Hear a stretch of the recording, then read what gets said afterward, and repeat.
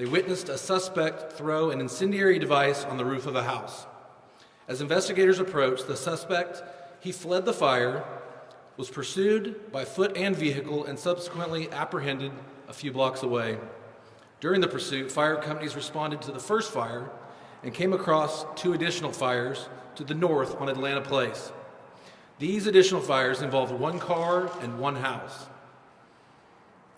The house observed by investigators has had multiple incendiary fires. During each fire, it has been occupied. This is a very dangerous situation, and we are thankful that no one was injured either of those fires. The Fire Marshal's Office has identified at least 13 fires since October 23rd in the immediate area and share both similar location and circumstances. Investigators were able to pattern the times and locations to conduct surveillance operations, which led to the arrest. The Tulsa Fire Department responds to over 2,000 fires each year, approximately 700 of which are structure fires. The Tulsa Fire Marshal's Office formally investigates 400 to 500 fires each year, half of which are determined to be incendiary. It is my honor to introduce Fire Chief Michael Baker to further discuss the incidents and actions of the Tulsa Fire Department. Chief. Good afternoon.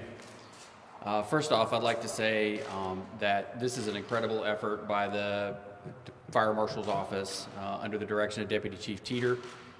We have put together a task force concept using intelligence, surveillance, gathered map data to really narrow down the area that we were seeing most of these fires, and really led to the apprehension of this suspect.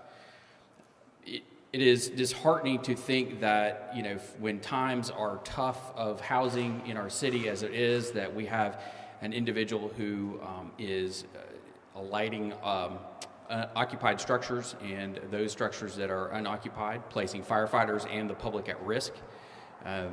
In just the fact that once we noticed this pattern and we deployed our technology and resources on the situation, we were able to make an apprehension and arrest. Often overlooked, the Fire Marshal's Office works primarily to save lives of firefighters and the public. This is our law enforcement arm. They are sworn police officers, and they work diligently to ensure that the laws of fire safety are enforced appropriately. It will take surveillance, and it takes often dedicated time watching, looking for patterns, and making arrests. This is a proud moment for the Tulsa Fire Department. This should be a proud moment for the city of Tulsa, that we can say that when the situation arises, we have the staff, the training, and the leadership to ensure that we will catch these suspects and ensure that we can prepare a case for prosecution as promptly as possible. So at this time, I'll turn it over to Deputy Chief Andy Teeter, who is the Fire Marshal for the City of Tulsa.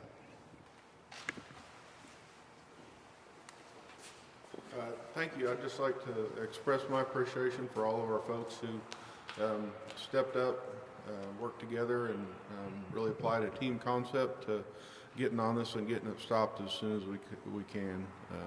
And thank you, Chief Baker, for the kudos. I'd entertain any questions you might have. Did you have a similar MO every single time? I know we have some of the similar structures and that sort of thing, but the method of operation, a lot of times, I feel like these arsonists kind of do the same thing. Is that the case with them? Yeah, we were able to, many of the fires had a very similar MO and the type of device being used. There was actually a couple different MOs that surfaced in there, but one that was prominent. Can you tell us any more about that? Yeah, it was a version of a Molotov cocktail.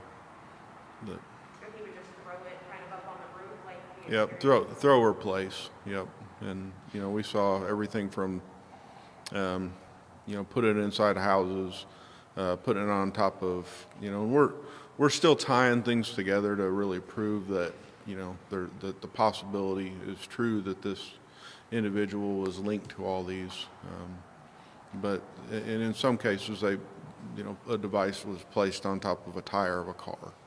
So. What's the guy's name? The suspect's name is Alan Carl Wessel, Wessel Jr.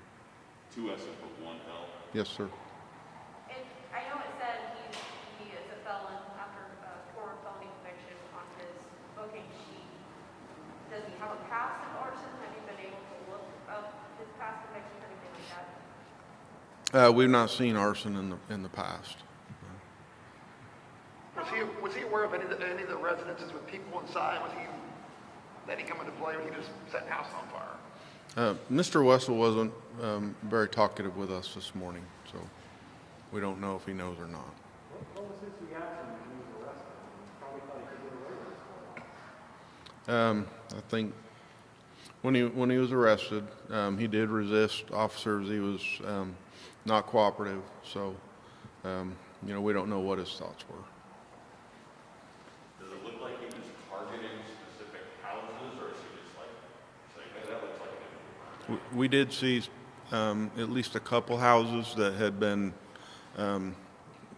had fire lit to them more than once.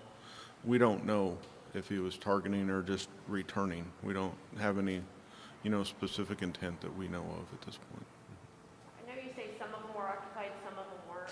That's correct. In the 13, I take it you're talking about, or the 13 arson that we've had lately. Do you have a count on those? Is it about half and half? Are we counting about one house 4 times? Like, can you? Yeah, it's a little less than half of the instances were on an occupied dwelling. And, 13 is what we had up till last night. We added 3 more to that last night, all in about a 2-3 block area. And So, that includes the Monday morning fires? yep, up until last night, we were 13. 3 more occurred all at the same time last night. So we're really 16 that we're looking at. And, for us, and the folks that really did the work, the investigators that have been working canvassing during the day, patterning, looking, everybody's been out working nights in addition to their normal shifts. For them, the work started last night with arrest. Now it's a much harder work making sure that everything's right and that justice is served. For us, the big win is that we stopped it and the threat's gone. But now we've got the back end of this to take care of. So. Do you recall having an investigation like this big before, this many fires? I'm sorry, I missed. Do you recall having an investigation involving this many rash of fires before, like something like with one individual? I've been fire marshal 4 years. We've not had anything that rises to this occasion, but I do remember occurrences back in time, either when we had a lot of the drug lab fires or specific arsonists working around, that we've seen as many as 30 to 40 fires in a string before. It's been some time though. I just want to make sure I have this right.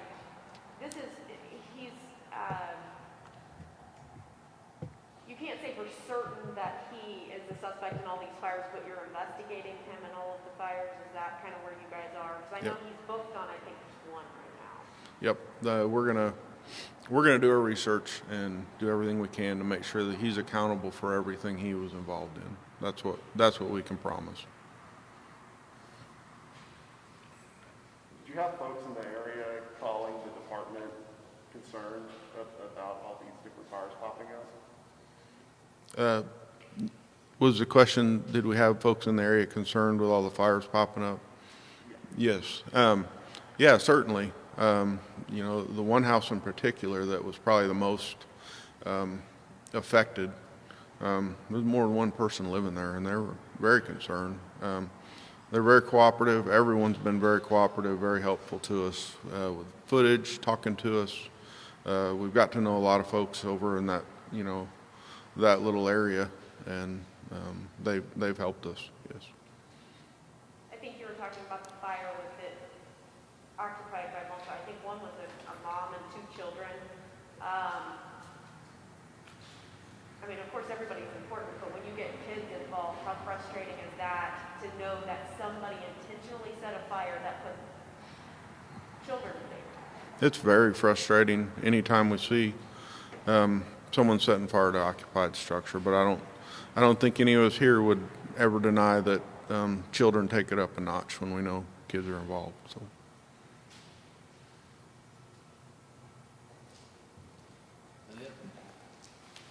Thank you.